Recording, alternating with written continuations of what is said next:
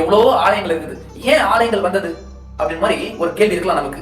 ஏன் வந்தது அப்படின்னா, நம்ம கலியுகத்தோட பிறப்புல நம்முடைய புண்ணிய ஆத்மாக்களாக இருக்கக்கூடிய நம்முடைய முன்னோர்கள் என்ன பண்ணாங்களாம், கலியுகத்தை பத்தி தெரிஞ்சுக்கிறாங்களாம்.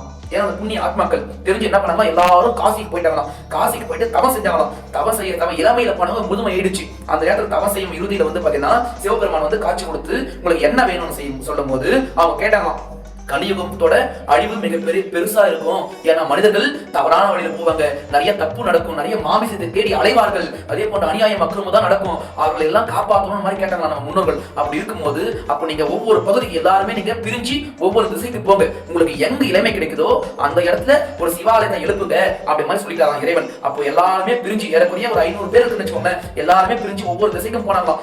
போயிட்டு எங்க உங்களுக்கு இளமை கிடைச்சதோ அந்த இடத்துல, எப்படி இளமை கிடைச்சதுன்னா அந்த ஆற்றல் நிறைந்த பகுதி அந்த இடம். அப்ப அந்த இடத்துல போயிட்டு அந்த இளமை கிடைச்ச இடத்துல சிவபெருமானை பிரதிஷ்டை செஞ்சு அவங்க வழிபட்டாங்க. அப்போ அப்படி வழிபட்ட இடம் தான் இன்னைக்கு ஒவ்வொரு ஆலயங்களும் ஒரு மகான்கள் வழிபட்ட இடம் தாங்க. ஆனா இன்னைக்கு அந்த கோவில் எல்லாமே சிதிலம் அடைஞ்சிருக்குது. ஏன் சிதிலம் அடைஞ்சிருக்குதுன்னா, மனிதர்களாகிய நாம போக முடியல.